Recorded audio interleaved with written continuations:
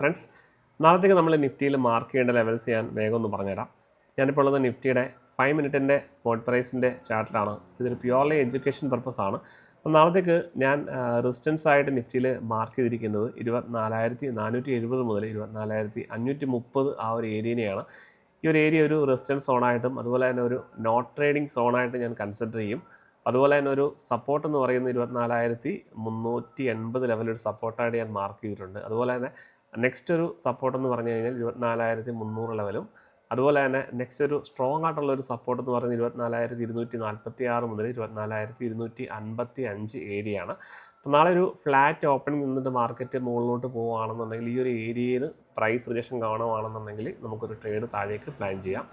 അതുപോലെ തന്നെ മാർക്കറ്റ് ഈ ഒരു ലെവലിന് മുകളിൽ ബ്രേക്ക് ചെയ്ത് കഴിഞ്ഞാലും നമുക്കൊരു ഓപ്പർച്യൂണിറ്റി ഉണ്ട്. പക്ഷേ ഈ ഒരു ലെവലിന് മുകളിൽ ലിക്വിഡിറ്റി ഉള്ള കാരണം, അതായത് കുറേ ആളുകളുടെ സ്റ്റോപ്പ് ലോസ് നിൽക്കുന്നൊരു ഏരിയയാണ്. അപ്പം ഈ ഒരു ഏരിയയിൽ നിന്ന് പ്രൈസ് ബ്രേക്ക് ചെയ്ത് കഴിഞ്ഞാൽ സഡനായിട്ട് എൻട്രി പ്ലാൻ ചെയ്യരുത്. കാരണം നമ്മുടെ സ്റ്റോപ്പ് ലോസ് ഹണ്ട് ചെയ്യാനുള്ള ചാൻസ് വളരെ കൂടുതലാണ്. ഓക്കെ, അപ്പോൾ അതുകൊണ്ട് തന്നെ ഇവിടെ ഒരു പ്രൈസ് ആക്ഷൻ ക്രിയേറ്റ് ചെയ്തിട്ട് മാത്രം നിങ്ങളൊരു നല്ലൊരു വോളിയം കാര്യങ്ങളൊക്കെ കണ്ടാൽ മാത്രം ഒരു ട്രേഡ് പ്ലാൻ ചെയ്യാൻ മുകളിലോട്ട്.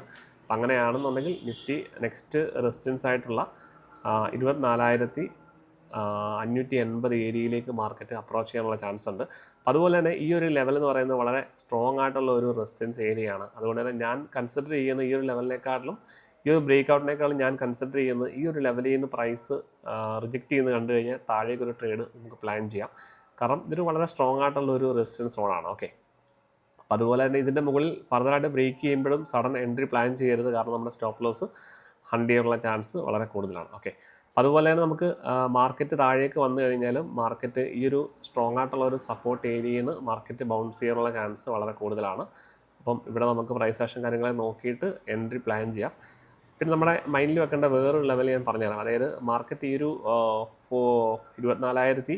24,246 താഴെ മാർക്കറ്റ് ബ്രേക്ക് ചെയ്ത് കഴിഞ്ഞാൽ നമുക്കിവിടെ പ്രീവിയസ് ആയിട്ടുള്ളൊരു ഗ്യാപ്പ് നമുക്ക് നിഫ്റ്റി കാണാൻ സാധിക്കും. അപ്പോൾ ഒരുപക്ഷെ മാർക്കറ്റ് ആ ഒരു ഗ്യാപ്പ് ഫില്ലിംഗ് നടത്താനുള്ള ചാൻസ് വളരെ കൂടുതലാണ്.